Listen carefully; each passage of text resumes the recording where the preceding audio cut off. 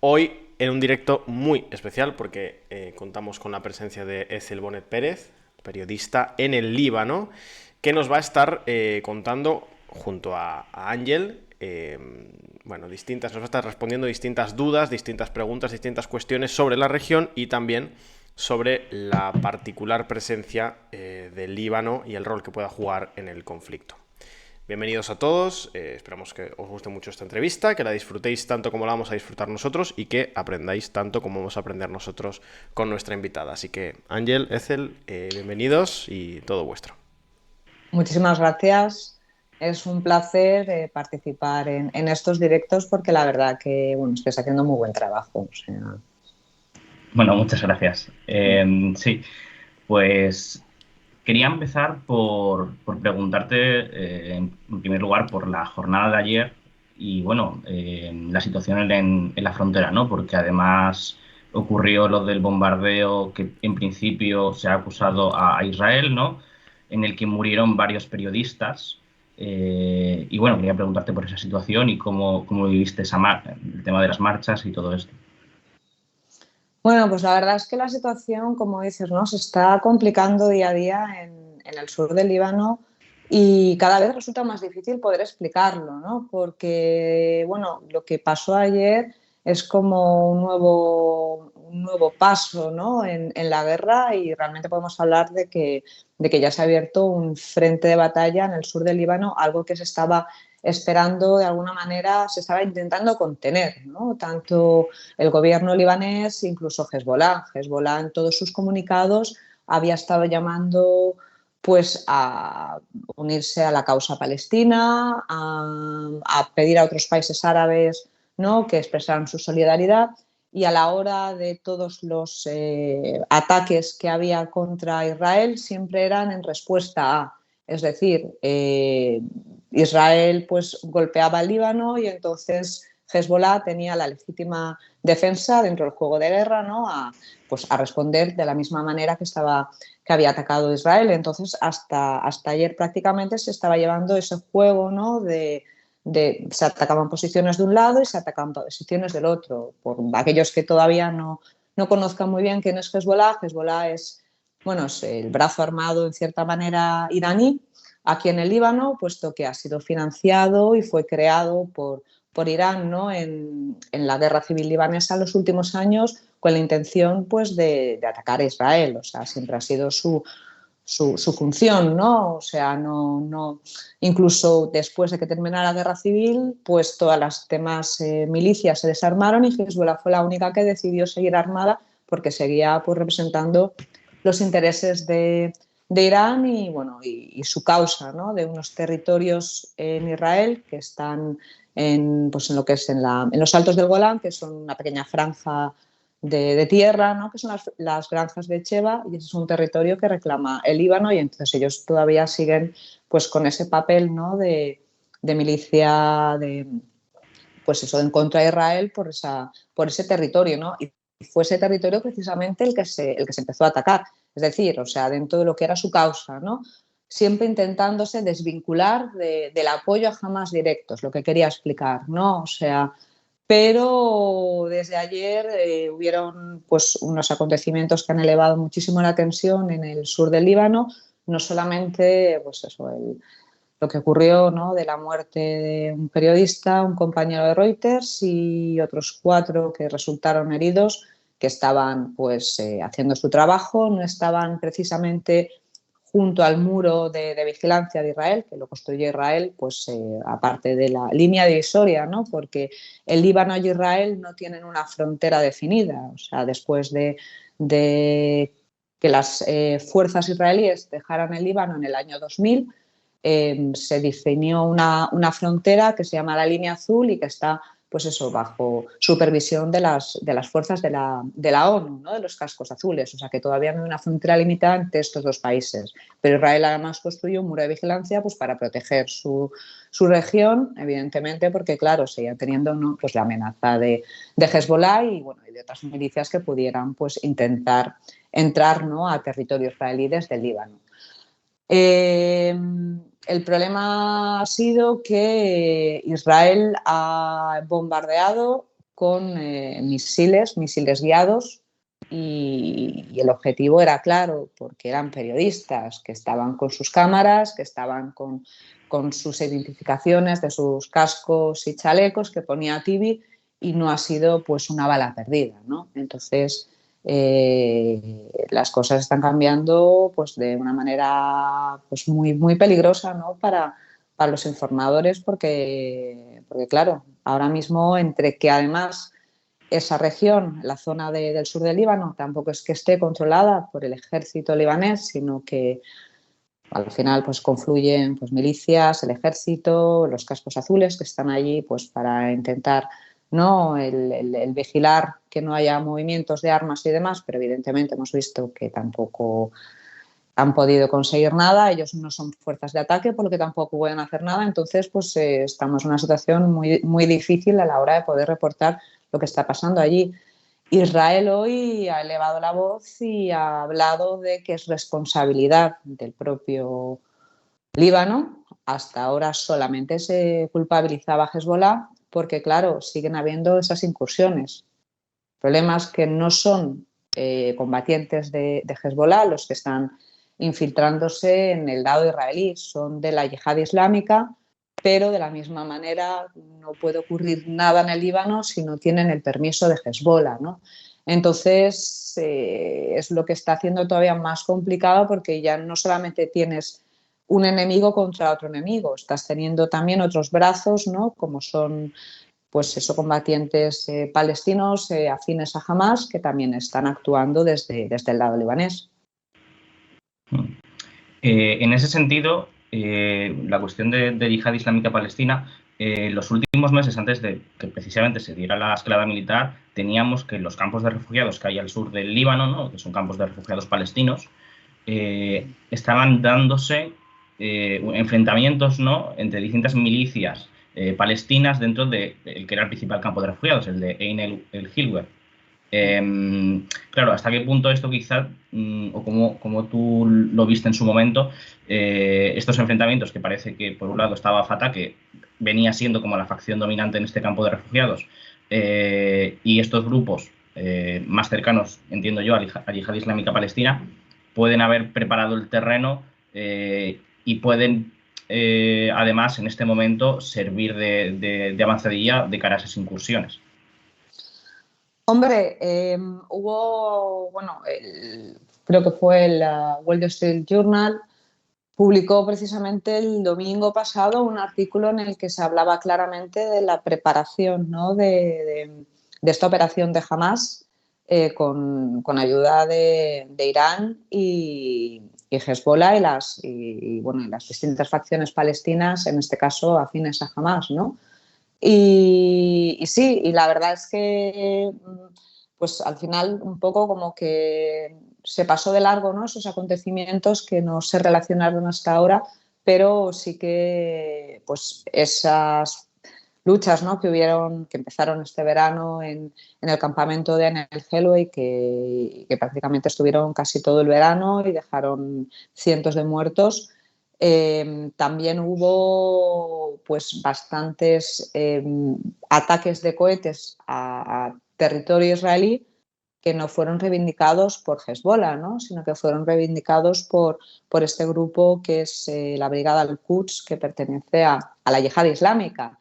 Y bueno, y entre medio pues hubo visitas, ¿no?, de los miembros también de la Fuerza al-Quds, de la Guardia Revolucionaria de Irán. También vino Ismail Haniyeh, el líder de Hamas, al Líbano y se reunió con Hassan Nasrallah, el líder de Hezbollah. Esto ocurrió en abril, cuando fueron esos lanzamientos de cohetes. Entonces sí que hubieron pues eso, pequeños, ¿no?, destellos de que algo se estaba cocinando, que de la misma manera, ¿no?, que es la pregunta del millón, es cómo Israel no se las vino a venir, ¿no? O sea, cuando habían pues eso, tantas pequeñas, ¿no?, pues pruebas de que algo se estaba avecinando, o sea, de cómo ellos no intentaron pues subir la guardia en este caso y poner mucha más seguridad tanto en la Franja de Gaza como como en el norte de Israel, ¿no? O sea, que esa pregunta sigue estando ahí al aire de que, lo siento, pero Israel no sé por qué decidió bajar la guardia en unos momentos en el que tenía que haberla tenido mucho más alta. Ujú. Y bueno, además de esas visitas que comentabas, también ha habido una nueva visita, ¿no? Si no voy mal, no sé si fue ayer o antes de ayer, del Sí, ministro de ayer. Exteriores iraní a Beirut, y también se reunió con el líder de Hezbollah. Uh-huh. Y además en la marcha en favor de Palestina de ayer también tuvimos esa declaración del vicesecretario de Hezbollah, Naim Qassem, ¿no? Sí. Que hacía esa declaración de que estaban preparados. Uh-huh. Exacto, o sea, el discurso ha cambiado porque, como explicaba antes, ¿no? O sea, Hezbollah en todo momento intentó la contención porque, bueno, en primer lugar, de cara al Líbano ha perdido muchísimo peso político desde que empezaron las protestas en 2019 y, bueno, como muchos sabrán, pero otros no, el Líbano lleva pues una crisis económica brutal, o sea, un colapso total desde el 2020 y también en una situación de parálisis política donde no hay presidente y no hay gobierno desde hace un año. Entonces, ha perdido muchísima fuerza y la opinión pública en estos momentos libanesa está totalmente en contra, ¿no?, de entrar en una nueva guerra por los intereses de Hezbollah, de Irán. Entonces, ellos han sido muy cautelosos a no entrar como en otros momentos, no defendiendo a Hamas o defendiendo la causa palestina sabiendo las consecuencias. O sea, pero, como dices tú, desde ayer, después de las declaraciones, es como que ya no hay vuelta atrás. O sea, yo también podría afirmar, si hay que dar algún titular de esto, en que el Líbano pues ya forma parte, vamos, la frontera sur del Líbano ya es un nuevo frente de guerra en esta guerra y las consecuencias las vamos a tener contra la población civil. Y hay una cuestión que no me quedó claro ayer, pero el ejército libanés evidentemente también tiene cierta presencia allí y llegó a responder a fuego israelí. No, lo que ocurrió, a ver, el ejército libanés, en teoría, ¿no?, según el acuerdo que hubo después de que terminara la guerra del 2006, del verano del 2006, entre Hezbollah y Hamas, entonces se puso las fuerzas de interposición, o en este caso no de interposición, sino porque son solamente fuerzas de paz de cascos azules de la ONU, que se llama la FINUL, y la misión que tiene la FINUL es coordinarse con el ejército libanés para que no haya presencia, ¿no?, de Hezbollah en el sur del Líbano. El ejército libanés, pues desgraciadamente, tiene muy poco papel, o sea, y están allí, pero claro, igual que pasó en el 2006, como estaba diciendo, el Líbano no quiere entrar en una nueva guerra porque las consecuencias ahora mismo serían devastadoras, o sea, con la crisis económica, sin tener ni siquiera pues un gobierno, un presidente donde no se puedan gestionar ni dar las órdenes, ¿no? Entonces, ellos hasta ahora no han podido atacar ni piensan atacar hasta que realmente no sea pues una confrontación directa en el que atacasen a militares libaneses y entonces tuviera que responder, ¿no? Lo que pasó ayer es que después, o sea, en principio hubo otra incursión del grupo este de las brigadas de Al-Quds y, bueno, no la han reivindicado ellos, pero son como los que más están sonando, y si no, pues otro grupo palestino no afín a la yihad islámica. Llevó a cabo otra incursión aprovechando la marcha esta general, ¿no?, que pidió, la movilización general que pidió Hamas, y hubo un despliegue fuerte de fuerzas libanesas cerca de la frontera, pues precisamente para poder evitar, ¿no?, que hubiera algún tipo de incursión, ya que eso pues podría otra vez pues elevar las tensiones, ¿no?, y que hubiera otra vez pues intercambio de disparos, cohetes y al final pues pudiera resultar herido o muerto algún civil. Las fuerzas libanesas estaban desplegadas allí, pero lo que fue atacado fue una garita de vigilancia que estaba vacía. Lo que pasa es que sí que fue el primer objetivo militar libanés que fue atacado, porque hasta entonces solamente se estaban atacando posiciones de Hezbollah y por la parte de Hezbollah cuando disparaba los cohetes también era contra infraestructuras militares en esta zona de los Altos del Golán, ¿no? O sea, en ningún momento. También pues hubo un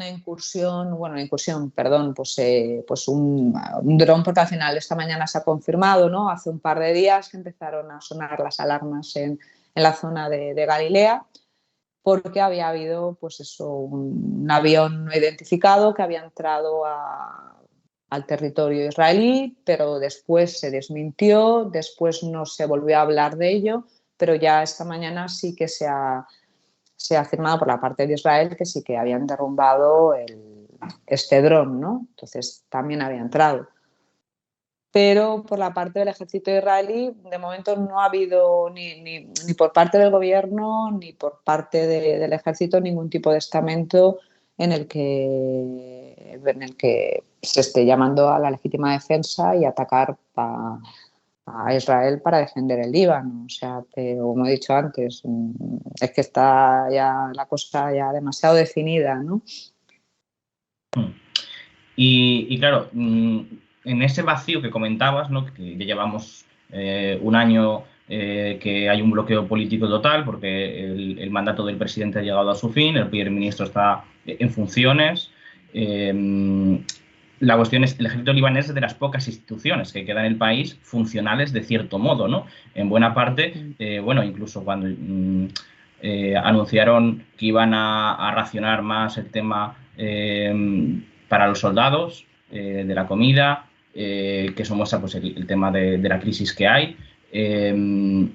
La cuestión es, en ese vacío, el ejército, ¿qué papel puede ocupar? Y si hay alguna manera de romper ese bloqueo que hay, que bueno, ha habido algún esfuerzo por parte de Francia intentando convencer a Arabia Saudí para que llegara a un acuerdo entre Hezbollah, Amal y los partidos cristianos, ¿no? Maronitas, no sé cómo ves tú esa situación política. Bueno, pues el tema del ejército, bueno, en primer lugar, o sea, es una de las instituciones pues, que están más damnificadas, ¿no? O sea, están cobrando sueldos de 80, 100 euros al mes y es por eso que siguen, ¿no? De los pocos que siguen recibiendo algún tipo de ayuda, pero bueno, lo que son propinas prácticamente, ¿no? Son miserias. Lo que les están dando Estados Unidos les está aportando otros $100, Francia a lo mejor les está aportando 50, o sea que es como una situación muy miserable, ¿no? Hablando de la institución del ejército, que evidentemente pues tiene que ser una institución fuerte ante cualquier eventualidad de que pueda haber una guerra en un país. O sea, entonces el ejército ahora mismo pues está muy debilitado. Siempre lo ha estado. Lo único que en ese sentido sí que era la única institución que se ha mantenido pues unida, ¿no? Porque el Líbano es un país con 17 o 18 sectas religiosas y el gobierno es sectario. Entonces, una de las razones por las que ha habido esa falta, ¿no? de consenso para que hubiera la elección de un nuevo presidente y de que se formara un gobierno es precisamente por esas divisiones sectarias, ¿no? que hacen que todo pues, se ralentice o se bloquee. Y es por esa razón que, por ejemplo, Francia quería que el actual jefe de las Fuerzas Armadas, Josep Aoun, fuera el nuevo presidente libanés, ¿no? Pero hay, digamos, dos bloques, el que está a favor de Hezbollah y el que está a favor de los cristianos, una parte de los cristianos y los suníes, que son el 7 de marzo, la parte de Hezbollah con algunos grupos cristianos, y el 14 de marzo, que es los partidos sunís más el resto de los partidos cristianos, pues que la verdad es que nunca llegan a un acuerdo, ¿no? Entonces, esta persona, digamos, era como una persona, al no tener una afiliación política, puesto que el ejército, en este caso, es neutral, pues Francia y también, en este caso, Arabia Saudí y Estados Unidos, y en un principio Qatar, eran como el que ellos habían propuesto como candidato, ¿no? Pero justo todo esto ha pasado días antes casi de que empezara pues todo esta nueva escalada, ¿no? en el conflicto de Israel y Hamas, por lo que va a seguir paralizado la situación aquí en el Líbano, en la parte gubernamental, porque claro, evidentemente ahora mismo pues tienen algo más importante, que es el poder parar la guerra o desgraciadamente al final acabar entrando en esa guerra, ¿no? Que es lo que parece más claro. Vale, vale. Bueno, también hubo otro candidato en junio, si no voy mal, que fue Yihad Azur, bueno, los partidarios de Hezbollah dijeron que no querían un candidato impuesto por Tel Aviv, por Israel. Eh, Sí, o sea, el problema es que al final el Líbano es un país que siempre ha estado subyugado, ¿no?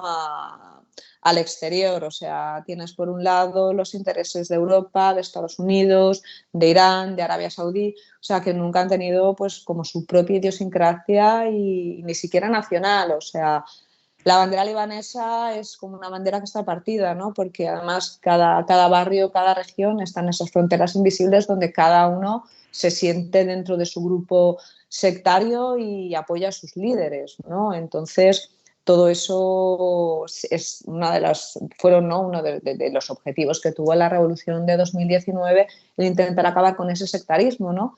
Pero en realidad desde entonces lo que se ha hecho ha sido propiciarlo muchísimo más, porque claro, con la crisis económica al final, ¿no? Cada grupo tiende a acercarse más a su grupo y a buscar ayuda dentro de su grupo, ¿no? Entonces ahora mismo el país está todavía pues muchísimo más dividido que lo estaba antes. Entonces, así en un futuro cerca que se solucione la crisis presidencial en el Líbano, yo no lo veo. O sea, no es un tema que se quedará, ¿no? en la mesa, pues como se ha quedado el tema de los presupuestos del próximo año. O sea, no va a haber presidente en un futuro próximo. Sí, y también ha sido el caso, por ejemplo, del presidente del Banco Central, bueno, es una persona que lleva desde los acuerdos que se hicieron en Jeddah, ¿no? Si no recuerdo mal, los acuerdos de Taif o algo así se Sí, llamaban, sí. de 1969, y era una persona que tenía un peso, ¿no? Dentro de institucional, histórico, e incluso él, pues bueno, ahora pues ha acabado su mandato, no se ha renovado, ahora está gobernando, no sé si un órgano colegiado y incluso él ha sido, bueno, le han acusado de corrupción por todo el tema del esquema Ponzi, ¿no? Que ha sido el sistema bancario libanés. Sí, sí, bueno, ese es otro de los problemas que tiene el Líbano, ¿no? Que digamos que son pues dinosaurios los que siguen gobernando desde la guerra civil libanesa. O sea, los grandes líderes, pues primero fueron pues, líderes de las guerrillas que lucharon entre sí y después han sido los líderes políticos que no han cambiado. O sea, el presidente del Parlamento es el mismo que desde que terminó la guerra civil, desde que se hicieron los acuerdos de Taif en el 1999. El gobernador del Banco Central, Riyad Salameh, pues también ha estado durante casi 30 años gobernando. En el caso también pues, de Hariri padre, después Hariri hijo. Ahora mismo pues también otros partidos, pues eso, ¿no? Los van heredando de padres a hijos. Entonces, claro, es todo un sistema totalmente corrupto, ¿no? El que hay en el Líbano, porque está dividido entre familias. O sea, y eso es lo que también, ¿no? Se ha permitido que Riyad Salameh es, pues no sé, uno de los hombres más ricos del mundo, ¿no? Que ha sido uno de los causantes de que haya esa bancarrota económica en el Líbano, ¿no? Por haber intentado llevar esa política de una moneda, ¿no? Que no fluctuara y bueno, y con tenía unos intereses de más del 15 o el 20%. O sea, una persona podía triplicar su dinero en un año. Pero claro, en 2019, cuando la gente intentó sacarla, se ha encontrado que ha habido un corralito impuesto donde todo el dinero que tienen está encerrado en los bancos desde hace 4 años y tienen una cantidad de como mucho 300 o 400 dólares al mes de poder sacar de su dinero, ¿no? Y lo que supone la devaluación ahora de esos miles de millones que podrían tener en libras libanesas, que ahora mismo no valen nada, porque prácticamente un dólar son 90.000 libras libanesas. Entonces, además, se han encontrado que su dinero ya no vale nada, ¿no? Ya, pues es una falacia económica que había, que el libanés, siendo una persona, ¿no?, que siempre se ha hablado que se han sido tan buenos comerciantes, pues cayeron en la trampa de confiar, ¿no?, en esos bancos que no tenían ningún tipo de confianza, porque es lo que se ha demostrado. Y de hecho lo que ha ocurrido durante el último año es que cada vez se están dando más ataques de clientes que van a los bancos, ¿no?, para reclamar Sí. su dinero, para exigir que les den su dinero, porque hay ese corralito que hablabas, ¿no? Y además incluso también el tema de la convertibilidad, porque el mercado negro va por un lado y el cambio oficial va por otro. Sí, sí, exacto. Vamos, es que es un robo a mano armada en todos los sentidos, porque al final, bueno, la gente ha decidido pues sacar lo que puede en dólares, ¿no? Porque es la única moneda fiable, ya que la libra libanesa pues ahora mismo es prácticamente papel mojado y fluctúa pues dependiendo, en una semana pues puede cambiar de una manera a la otra, y luego además lo que estabas hablando, ¿no?, el mercado negro. Aquí realmente es el cambio real, o sea, cuando tú vas a comprar, el cambio que te hacen es el del mercado negro, el cambio de esa faralla, que es como el intermedio que se había puesto, que lo puso, ¿no?, el Banco Central. Es un cambio para la gente que hace esa conversión de dólares, de que tenía libras en el banco y ahora puede sacar dólares, esa pequeña cantidad, ¿no?, de 300 o 400 dólares que puede sacar, se lo hacen con ese cambio, pero cuando salen a la calle y quieren cambiar dinero es como 7 veces más. Entonces, es además, sobre todo, lo más peligroso que tiene la crisis económica del Líbano es que, claro, es una economía totalmente de cash. O sea, no hay ningún tipo de intervención bancaria para nada, no hay ningún tipo pues eso, de transacción, no se compran casas con una hipoteca. Entonces, claro, ahora mismo nadie sabe el dinero que hay ni el dinero que tienen, y es todavía más peligroso con la crisis económica que hay. Y bueno, también tuvimos, ¿no?, que hace unos años ocurrió una cosa terrible en Líbano, que ha marcado los últimos años también, que es esa explosión que hubo en Beirut de nitrato de amonio en el puerto. Yo no sé hasta qué punto, es decir, lo que he visto, pues lo que he seguido es que se ha bloqueado la investigación, que incluso se ha quitado a jueces, y que la cuestión está casi totalmente paralizada a pesar pues bueno, de la protesta que ha generado. Sí, sí, eso de momento es otra, ¿no?, pues de las cosas que están mal hechas en este país, que también es el sistema judicial. O sea, el sistema judicial lamentablemente es igual de corrupto como las demás instituciones, o sea, porque se está paralizando, ¿no?, la investigación cuando hay algún juez que realmente tiene una intención pues de sacar, ¿no?, a la luz pues todos los trapos sucios, porque evidentemente no fue una casualidad que explotara el nitrato de amonio.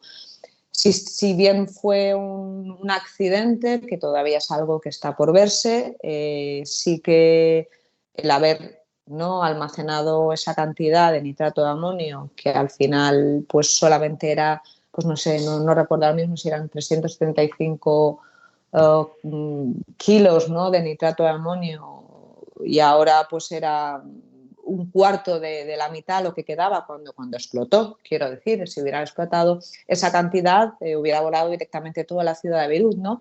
Todo eso tampoco está allí, también ha desaparecido. Pues hay demasiadas evidencias que en el país de al lado había una guerra donde se utilizaban pues armas que no eran legítimas ni funcionales, ¿no? Lo que son los barriles estos de TNT que estaba utilizando Siria. 10 años de una guerra no tenían suficiente material. Evidentemente hay mucho de ese material que vino por la frontera del Líbano, ¿no?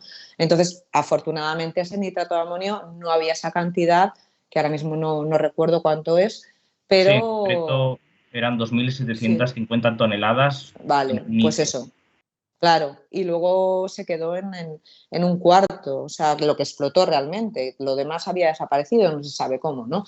Ahí pues hubo esa negligencia por parte del gobierno, porque se guardó el nitrato de amonio y se intentó avisar que podía ser pues, un peligro, ¿no? para la población si en algún momento estallara, pero había un interés de mantenerlo guardado, de mantenerlo oculto para algo más, ¿no? Que no son para fertilizantes, evidentemente.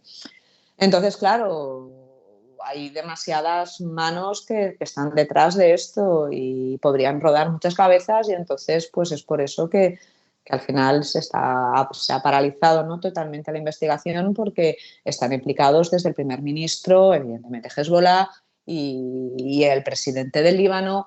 Entonces, claro, pues han preferido, como dicen, pegar carpetazo y poner todas las trabas posibles al juez encargado de llevar el caso, que este es el segundo, ¿no? Al primero, pues al final tuvo que destituir, y el que está ahora mismo, el juez Bitar, pues también les están, vamos, está en medio de varias problemas legales con el jefe, ¿no? del Tribunal Supremo, que es el que está intentando bloquear pues todo tipo de acción del juez. O sea, cuando intenta llamar a declarar a algún imputado, bueno, directamente todos los imputados que él metió en la cárcel, el presidente, ¿no? del Tribunal Supremo los ha liberado. Entonces es realmente una vergüenza, ¿no? la situación también judicial que hay en el Líbano. Mientras tanto, pues eso, hay miles, ¿no? de familias que siguen llorando a sus muertos Incluso han perdido y sus ni casas, ¿no? siquiera, claro, y ni siquiera pues pueden, ¿no? tener al menos la tranquilidad de saber que alguien está rindiendo cuentas de esa barbaridad. Pero así es. Volviendo sobre las cuestiones de relación con Israel, tenemos también que en los últimos años Estados Unidos ha presionado mucho para que se diera ese acuerdo entre Líbano e Israel sobre la frontera marítima, ¿no? La demarcación marítima, por el tema de la extracción de gas, que hay varios bloques, ¿no? que habría prospecciones. Sí. Y bueno, de hecho, Israel ha puesto en pausa sus operaciones que tenía de extracción ya, porque precisamente tiene ese miedo de que las ataque Hezbollah en un posible conflicto. Mm. Y bueno, no sé cómo quedó el tema del acuerdo, porque evidentemente Hezbollah se oponía. Bueno, pues el acuerdo al final se llevó a cabo, es el único acuerdo que se ha llegado entre Israel y el Líbano, que fue la demarcación de la línea marítima. O sea que ese acuerdo sí que fue gracias a Estados Unidos y sí que se cerró. Se cerró, si no recuerdo mal, el verano pasado, en septiembre o en agosto, el verano pasado.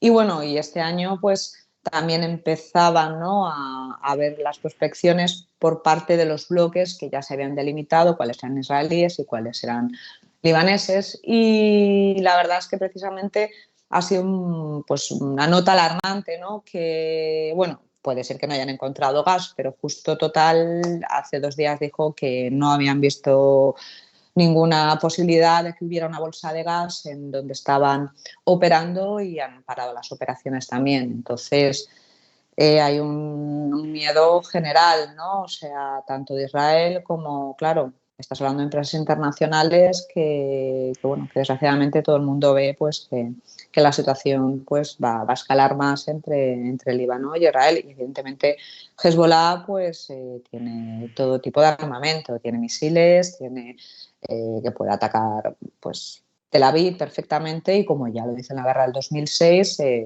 buques israelíes, ¿no? Entonces es otro, ¿no? de las cosas que llamaba la atención y que muchos libaneses, ¿no? han empezado realmente a ya sentir, ¿no? que este país va a entrar en una guerra con ese detalle, ¿no? Diciendo, bueno, ahora Total ha dicho que no ha encontrado gas y que se marchan, ¿no? Ayer, por ejemplo, Lufthansa, pues hoy ha cerrado sus vuelos al Líbano. No sé si los volverá a abrir mañana o no, pero hoy los ha cerrado. Entonces hay ya bastante pánico internacional de que al final pues, este país entre también a formar parte, ¿no? de la guerra entre Israel y Hamas. Y bueno, también moviéndonos un poco en la frontera hacia Siria, que tú también has cubierto este país, ¿no? Hezbolá también tiene una presencia muy importante en Siria Mm. y es habitual que Israel ataque Siria, bombardee Siria. De hecho, hace poco lo ha hecho, estos días. Mm. Eh, ¿cómo podría también influir eso? ¿Cómo podría darse ataques a través de Siria, quizá? Mm. Bueno, en Siria, pues prácticamente desde hace 10 años y principalmente ahora cuando pues las fuerzas rusas están, pues digamos, de retirada en la región, ¿no? Centrándose en la guerra de Ucrania. O sea, el ejército sirio está apoyado por combatientes de Hezbollah y está apoyado pues por combatientes de las fuerzas de Al-Quds, de la Guardia Revolucionaria iraní, que están físicamente sobre el terreno, o sea, que ellos ya están allí, quiero decir. O sea, el ejército sirio en este caso será el que menos le interese abrir una guerra contra Israel, pero sí que tiene, pues ya no en la retaguardia, sino en el frente, pues a todas estas milicias que están operando en Siria, porque todavía sigue habiendo una guerra en Siria, aunque ya se esté hablando de una normalización, ¿no? Con el presidente Bashar al-Assad, en fin. Pues claro, Israel siempre ha bombardeado objetivos, porque él nunca ha bombardeado nada relacionado con el régimen de Bashar al-Assad. O sea, cuando Israel ha hecho cualquier tipo de incursión aérea en territorio sirio, siempre ha sido contra aeropuertos donde se supone que habría pues tránsito, ¿no? De armas hacia Irán o hacia Líbano, siempre hablando de su verdadero enemigo, que es Irán y Hezbollah y Hamas, ¿no? Que son ese eje anti-israelí, que es el que realmente teme. Entonces, claro que hay movimientos en la frontera de Siria, porque se moverán los combatientes para abrir, ¿no? Un nuevo frente y también de alguna manera pues así, ¿no? Que Israel pues se debilite, porque claro, tendrá tres frentes a los que enfrentarse, y Israel pues también supongo que ya habrá preparado, ¿no? La estrategia pues para empezar a poner pues baterías y demás cerca de los altos del Golán hacia Siria, porque evidentemente si hay esa incursión terrestre, que la va a haber. Ujú. Lamentablemente, pues más en los próximos días que en un futuro, y estos se están preparando, porque eso digamos que ha sido un poco la línea roja hasta ahora, que se ha intentado siempre barajar para llegar a algún tipo de negociación. O sea, que en el momento en el que haya una incursión terrestre israelí, ya todas las cartas están en juego. O sea, y bueno, y eso ya Hezbollah lo ha dicho, ¿no? Públicamente, que va a atacar. Ujú. Sí, y en relación con Siria, también está la cuestión de que en Líbano hay muchos refugiados sirios. De hecho, es el país por porcentaje que más tiene, eh, porque es un país relativamente pequeño que ha recibido varios millones de refugiados sirios, ¿no? Si no recuerdo mal. Y bueno, sobre todo en el norte, ¿no? Si no voy mal, no sé si es en Trípoli. Sí, Trípoli, sí, eso es, Trípoli, perdona. Que hay una gran cantidad de refugiados sirios y bueno, es una cuestión política que además tiene implicaciones, ¿no? Ha habido muchas veces una utilización política de la cuestión de los refugiados por parte de ciertos partidos, ¿no?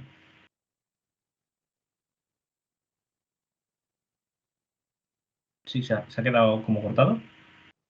Creo que se le ha cortado. Ah, vosotros me escucháis, ¿no? Imagino que ahora volverá. ¿Se le ha cortado o se me ha cortado a mí?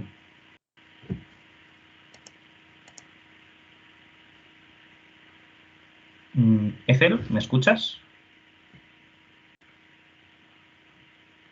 Vale, a mí sí. No se le escucha a ella. Pues no sé por qué. Eduardo, ¿estás por ahí?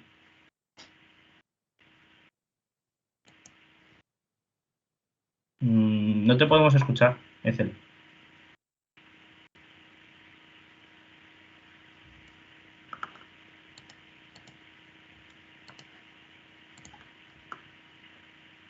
Mm,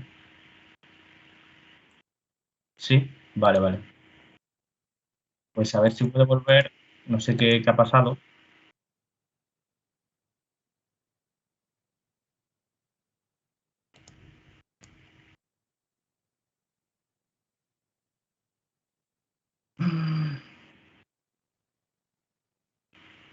Vale, vale. A ver. Si queréis hacer alguna pregunta ahora, mientras esperamos a ver qué ha ocurrido.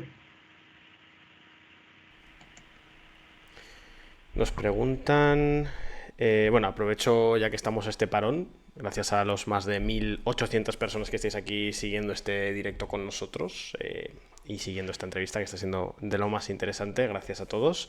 Y bueno, recordad que podéis dar apoyo a este proyecto con vuestras suscripciones, ¿vale? Que medio de comunicación, de análisis internacional independiente, no dependemos ni de empresas, ni de entidades, ni de partidos, así que la mejor forma que tenéis aquí en Twitch al menos de ayudar a nuestro trabajo es con vuestras suscripciones, ¿vale? Así que si queréis suscribiros aquí al canal de Twitch, que tenemos ahí abierta esa meta de 1.400 suscriptores, pues os lo agradeceremos enormemente.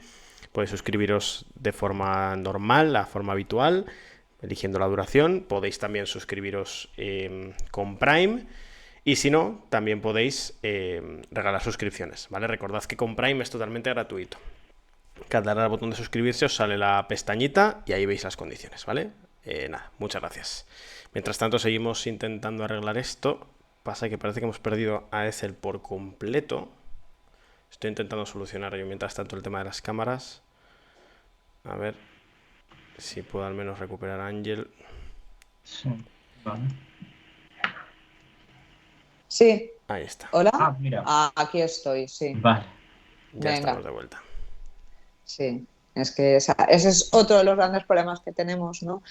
El problema de la electricidad y las conexiones y demás, porque en este país el gobierno solamente da 3 horas de electricidad al día y el resto pues funciona con generadores privados y bueno, y también evidentemente pues los generadores privados pues cada vez también están pues más desgastados, no hay suficiente gasolina, no hay suficiente, entonces pues bueno, se van las conexiones y todo. Vale, vale, bueno. Sí, me hablabas de los refugiados, sí.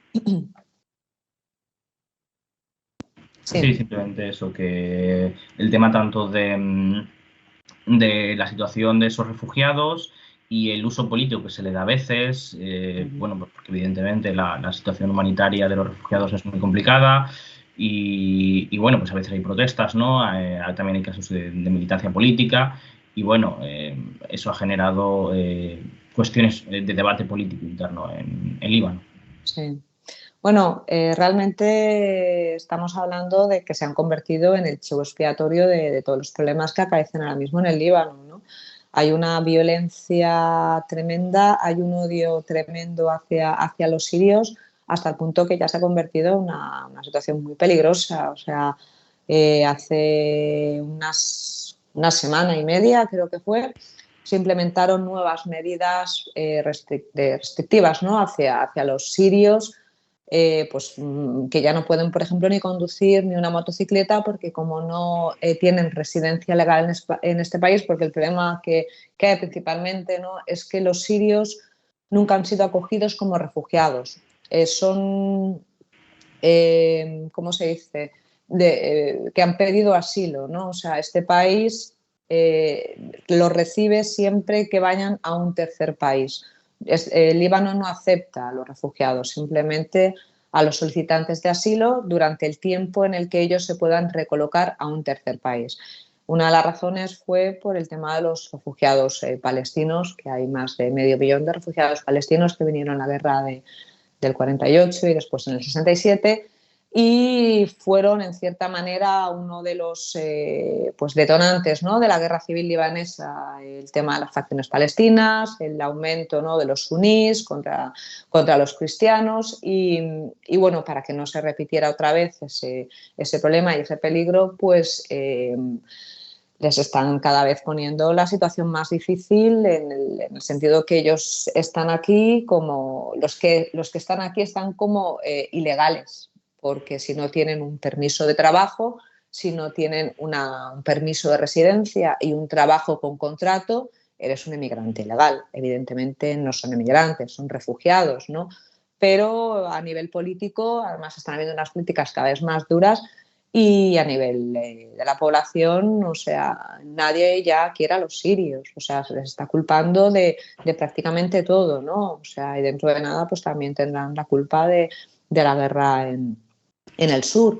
Entonces, pues sí, su situación es tremenda porque, claro, no pueden volver a su país, que muchos de los que han huido han sido por cuestiones políticas y tienen el mismo presidente, ¿no?, al que se intentó derrocar, o sea que nada ha cambiado para ellos en Siria, sino que todavía pues, van a tener muchísimas más represalias si regresan y son más de 12 años, por lo que estás hablando de una generación perdida. O sea, los niños sirios que vienen aquí pues no tienen estudios, no, y estás hablando de eso, de casi 2 millones de personas y de esas nuevas generaciones que están naciendo aquí y que no y que son totalmente analfabetos, ¿no? O sea, eso va a ser el futuro de Siria.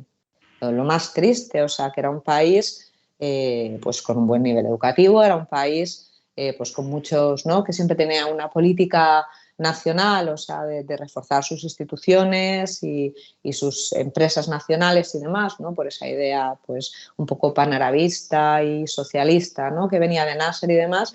Y claro, y ahora mismo pues va a ser un país totalmente dependiente de la ayuda externa porque no se va a poder pues eso, restablecer en muchísimos años, ¿no?, para que Siria vuelva a ser un país que pueda estar pues eso, en pleno funcionamiento y sobre todo pues, con generaciones perdidas, o sea, que sin tener ningún tipo de, pues eso, ya no solamente de mano de obra, sino pues de gente intelectual, de médicos, de profesionales, porque es que no han podido estudiar. Y de hecho, dentro de esas acusaciones y esos libelos que se les pone a los sirios, está la cuestión del islamismo, sobre todo la cuestión del Estado Islámico y ese tipo de cosas. Siempre que hay algún tipo de atentado, ¿no?, rápidamente se culpa a los sirios, ¿no? Bueno, en esa parte tampoco porque, bueno, sí que ha habido incursiones de Al-Qaeda y hay muchos libaneses, sobre todo en la parte de Trípoli, ¿no?, que es donde hay una población pues más, de cierta manera, más radical de musulmanes sunís islamistas que ellos han participado en eso, ¿no? En la parte de seguridad se habla más pues, de robos, de que, claro, el país está hundido y las ayudas van para los sirios y no van para nosotros y por culpa de ellos, ¿no?, pues este país no se levanta y por culpa de ellos tenemos la crisis energética y no hay electricidad y por culpa de los sirios el problema de las basuras, cuando en realidad quien es disfuncional es el gobierno libanés, no los pobres sirios, ¿no? O sea, pero bueno, pues siempre es más fácil, ¿no?, el echarle la culpa pues al que es más débil y en este caso pues son los refugiados. Y sí, la verdad que la situación es de persecuciones, de palizas. El otro día intentaron quemar una fábrica con unos sirios dentro, así.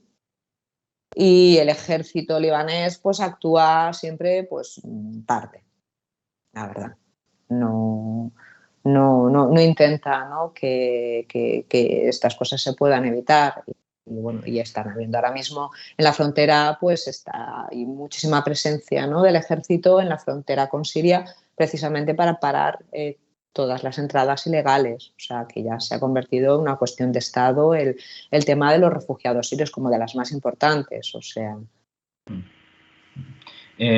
Al chat, que esta confusión no ocurre mucho, pero Trípoli, es verdad que es la capital de Libia, pero Sí. también hay una ciudad que se llama Sí. Trípoli, Líbano. Y de hecho Sí, también la segunda ciudad del Líbano, la más Sí, importante, exactamente. que es suní, porque claro, aquí lo que explicaba antes, ¿no? O sea, aquí las ciudades pertenecen a grupos y los barrios pertenecen a grupos, entonces es difícil que tú elijas un sitio para vivir porque te venga bien cerca del trabajo, del colegio, ¿no? O sea, si eres cristiano vas a vivir en unos barrios, si eres musulmán suní vas a vivir en otros, si eres musulmán chií vas a vivir en otros y nunca se va a cambiar, ¿no?, por generaciones. Entonces Trípoli pues es una de las ciudades de mayoría suní y es precisamente por eso que es una de las ciudades más pobres del Líbano, porque siempre, claro, allí pues no ha habido el apoyo de Hezbollah, ¿no? Sino todo lo contrario, es su principal rival. Entonces, eso ha hecho que Trípoli, siendo pues el segundo puerto más importante del Líbano, porque es una ciudad portuaria y ahora mismo es donde más hay, pues porque el puerto de Líbano está destrozado por la explosión, entonces donde el que está funcionando, ¿no?, mucho más es el puerto de Trípoli que el de Líbano, porque en el Líbano no puede llegar un carguero cuando está totalmente claro. Claro. Sí, perdón, en Beirut, claro, no puede llevar un carguero porque directamente el puerto está destrozado. Entonces, ahora Por mismo es el ejemplo, principal puerto. Sí. el de Sidón, ¿no? Que es la tercera ciudad, tampoco es lo suficiente para... No, el puerto más importante es más. O sea, China, por ejemplo, estaba hace unos años empezando a construir pues, infraestructuras y demás para modernizar el puerto por la idea de... Incluso se hablaba, ¿no?, de abrir otra vez la vía de tren, ¿no?, para hacer negocios entre Siria y el Líbano. O sea, pero bueno, todo eso pues evidentemente se quedará pues por mucho tiempo, ¿no? Pero sí que estaba habiendo una ¿cómo se dice? Revitalización, perdón, del puerto de Trípoli por una actividad comercial, porque estaba empezando a ser mucho más importante, claro, para todo el comercio desde Siria está mucho más cerca y bueno, y no se ha conseguido hacer nada, ¿no? O sea que... Sí. Bueno, tú has sido también corresponsal en Egipto, ¿no? Y por Gaza. Y bueno, en este sentido tenemos una noticia ahora de que se ha permitido, se supone que ha llegado a un acuerdo entre Estados Unidos y Egipto con mediación de Qatar para que puedan salir los extranjeros que están en Gaza. Es decir, aquellos, ya sea que tengan ciudadanía de otros países, pues eso, que no sean solo palestinos, pero lo que parece que de momento no se va a hacer es que no se va a abrir la frontera en general, sino que Egipto solo lo va a abrir para los que tengan alguna ciudadanía extranjera. Esto no incluye a los rehenes que ha tomado Hamas, evidentemente, porque Hamas además no está en esas negociaciones. Bueno, no sé cómo tú ves la situación ahí, ¿no? Que tú conoces sobre Gaza y el bloqueo que hay. Cuéntame. Bueno, pues el paso de Rafah nunca ha estado abierto como frontera oficial, ¿no? Precisamente fue el gobierno español, cuando estuvo Miguel Ángel Moratinos, quien intentó revitalizar, ¿no?, el paso fronterizo de Rafah. Incluso se construyó un aeropuerto en la parte de Gaza para que, ¿no?, Palestina fuera funcional y estuviera abierta al mundo. Lamentablemente, pues ganó las elecciones en 2005 el movimiento Hamas, unas elecciones que las eligió el pueblo palestino y ganaron legítimamente, pero evidentemente a nadie le interesó, ¿no?, que un gobierno evidentemente bastante de índole islamista, porque lo son, como son los hermanos musulmanes, pues estuvieran gobernando además en una frontera que iba a ser una frontera internacional. Y desde entonces, pues claro, se paralizó todos los acuerdos que habían para abrir esa frontera y ha funcionado pues siempre a cuentagotas, sobre todo más para causas humanitarias, ¿no? O sea, para entrar desde Egipto a Palestina hay que ir por Erez igualmente, o sea, no se puede cruzar por el paso de Rafah. Entonces, pues bueno, lo van a abrir por una cuestión humanitaria simplemente y ya está, o sea, para que pasen los extranjeros, ¿no? Pero nunca ha tenido, se intentó, pero nunca, claro, como siempre al final ha habido algún problema que ha bloqueado, ¿no?, el acuerdo, pues... Sí, parece ser que es bueno, por un lado la cuestión más de la presión de los países occidentales que quieren que sus ciudadanos salgan de allí, ¿no?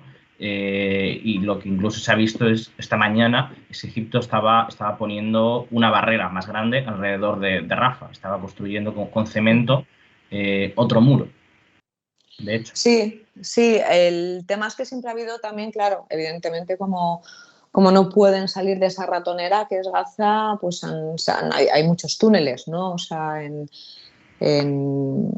entre que conectan el Rafah egipcio con el Rafah de Gaza. Y bueno, y eso ha sido siempre pues la manera que han tenido los palestinos de Gaza de poder, la entrada de suministros y demás, siempre que han tenido bloqueo, que ha sido más veces que menos, ¿no? Entonces, claro, es peligroso y ese muro además pues cayó varias veces cuando hubo, pues eso, muchas veces cuando han querido, creo que fue en la guerra pues en 2009, cuando hubo la operación esta de plomo fundido o algo así Sí, en Navidad. 2008-2009. Sí, ¿vale? Que derribaron ese muro, ¿no? O sea, yo estuve allí cuando lo cubrí y fue una horda humana que estaba escapando de Gaza, ¿no? En esa operación. Entonces, lamentablemente, pues es que no tienen salida por ningún lado, ¿no? Es realmente una cárcel en el mundo, o sea, cerrado por todos los lados. Sí, a cielo abierto. Mm. Y bueno, claro, Egipto no quiere que entren los gazatíes porque no quiere la carga económica que eso supondría. De hecho, es que lo que se ve en las intenciones quizá de Israel es echar a todos los gazatíes. Había un oficial importante del gobierno israelí que está retirado, que trabajó en el Ministerio de Exteriores, no sé si llegó a ser ministro de Exteriores, declaraba ayer en la televisión de Al Jazeera que lo mejor era que todos los gazatíes se alargaran y que se iban a construir ciudades en el Sinaí. Claro, la situación del Sinaí es la región más pobre de Egipto, ¿no? Sí, bueno, evidentemente Al-Sisi no quiere tener la responsabilidad y sobre todo de un enemigo político, porque su enemigo era los hermanos musulmanes, no va a tener a Hamas viviendo en su territorio, o sea, que no va a ser una opción que vaya a aceptar Egipto en ese sentido. O sea, por una cuestión humanitaria, el que salgan pues heridos y niños y mujeres, pues me imagino que eso sí que se aceptará de una forma temporal, ¿no? Pero absolutamente imposible que Al-Sisi, vamos, vaya a tener pues un problema más en su país, que es el tener la presencia de Hamas, cuando ha intentado pues diezmar de todas las maneras posibles a los hermanos musulmanes. O sea que... Sí, además cuando la situación económica en Egipto es tan delicada, Sí, ¿no? Que están haciendo toda una serie de reformas, de privatizaciones sí, para sí. acuerdos con el FMI, y después cuando ya tiene una crisis en la otra frontera, ¿no? Con Sudán, que hay 5 millones de refugiados y que Egipto ha recibido buena Sí. parte de ellos. Sí, sí, no lo puede absorber el país, es imposible, claro. Y después, adicionalmente, en relación con lo que decías de Hamas y ese enemigo político que ha sido para el general al-Sisi, ¿no? Porque, bueno, hay que recordar solo, por ejemplo, la matanza que hubo en la plaza. ¿Era, Sí. ¿Era Tahrir o...? No fue Tahrir, no me acuerdo, fue una zona donde había una mezquita muy importante, sí, sí. Sí, Sí, bueno, sí, ha habido, claro, o sea, se intentó acabar de todas con la presencia de los hermanos musulmanes políticamente, entonces eh, los han asesinado, los han encarcelado y realmente pues fue un golpe de Estado, o sea, un golpe militar, era un gobierno legítimo, te gustara o no te gustara, ellos habían ganado unas elecciones, ¿no? Y Occidente y el mundo pues dejó que ese golpe militar ocurriera y este señor, ¿no? Pues empezara a gobernar porque bueno, los hermanos musulmanes al fin y al cabo pues también son un peligro, ¿no? Porque también son un grupo terrorista, porque también han formado parte en el pasado de atentados, porque son los aliados de Hamas, entonces una serie de cosas que evidentemente a Israel no era problema para él muy importante tener en Egipto a los hermanos musulmanes, ¿no? Como gobierno y a señor Mursi, entonces claro, no, sí. se intentó acabar lo antes posible, ¿no? Con ese gobierno y ya te digo, mirando para otro lado Occidente, porque así fue. Ujú. Sí, de hecho Estados Unidos nunca calificó de golpe de Estado lo que ocurría en Egipto porque Mm, su política es que si dice que algo es un golpe de Estado no puede enviar ayuda financiera a ese gobierno. sí. Y en relación con lo que comentabas de la militancia de Hamas y de que es un enemigo político en ese sentido para Egipto, está la cuestión de que en el propio Sinaí, de hecho, no es la zona precisamente donde hay más militancia de ese tipo. Ujú, Aunque, por ejemplo, el grupo que más actividad tiene o que ha tenido más células, ¿no? Ha sido Estado Islámico, que no concuerda con los hermanos musulmanes, al contrario. Bueno, no sé, por ejemplo, ahí también podría ser peligroso precisamente el hecho de que Egipto ha estado trabajando durante estos últimos, ¿no? Esta última década precisamente en eliminar esa militancia en el Sinaí.